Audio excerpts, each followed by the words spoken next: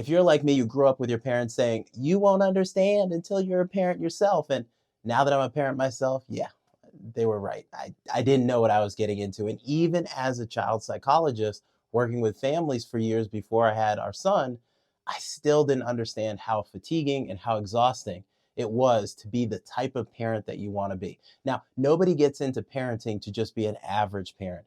If you're watching this video, you're trying to be the best parent that you possibly can be, but it is exhausting, it is tiring, and it is really mentally tasking to think about holding the safety of your child or your children for the entire 24/7, or just keeping them on task for the things that you know that they need to do to be safe, to be healthy, to learn and grow and mature. So I got some tips for you. 3 of them, we'll keep it short and sweet, that may help you. Now, again, every kid is different, but these 3 tips seem to work for just about every kid. So I'm curious, after I give these tips and after you watch the video, let me know in the comments below if they've worked for you. Number 1, after you get home from a long days of work or doing some chores around the house, you are really fatigued. And then your son or your daughter or your child comes in bouncing with energy and they want to spend time with you, but you are so exhausted. Tip number 1, give them a 10 to 15-minute burst of energy. Give them the best version of yourself, because think about it. They've been at school all day trying to listen, trying to pay attention, trying to sit still. And home is their sanctuary. And not only is home where their sanctuary is, but 2 or 3 or 4 of their most favorite people live in the house as well. So once they see you and they know how much fun you are and how much you love them, they want to bum rush you and spend as much time with you as humanly possible. So give them that opportunity to come and meet you and be able to have some fun. And once you give them that 10-15 minute burst, they usually settle back into the routine of the evening and they're able to adjust back into whatever they need to do to orient back to home. And you may be able to step aside, get some rest, get some food, do whatever else you need to do that's going to help you be able to be the best version of yourself for maybe your partner or maybe your kid, or just for the work that you have to do for the rest of the night. Number 2, you just can't say no.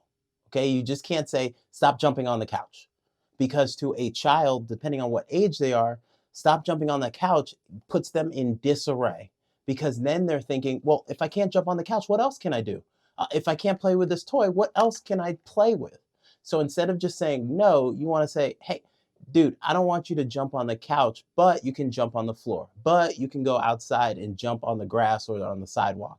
Now you've given them options and ways that they can control and moderate their own behavior that's going to be attractive to them, and they'll be able to decide how they want to spend their energy. Or, you know what, you can't eat ice cream right now, but you can eat it later, or right now you can eat some fruit or something healthy. Now you're giving them choices and options.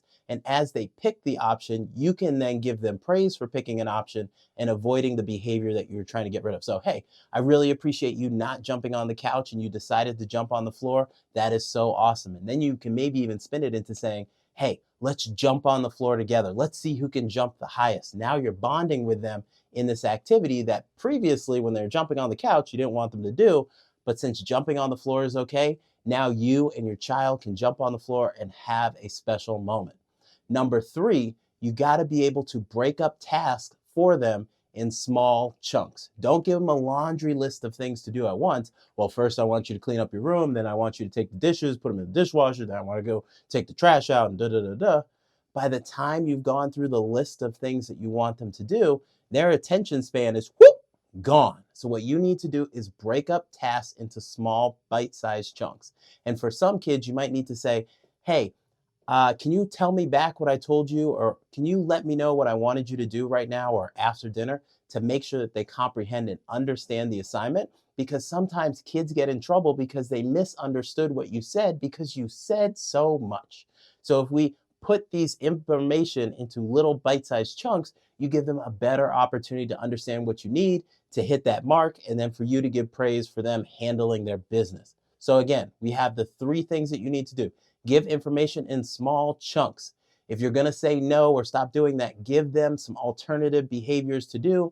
And then 3, hit them with a quick 10-15 minute burst so they can enjoy your company and love spending time with the people that they love in their household. So if you have any questions, hit me in the comments below. Or if you have some ideas for yourself that have worked for you as a veteran parent, hit me up. Let me know. Love to hear from you. Talk to you soon. Peace.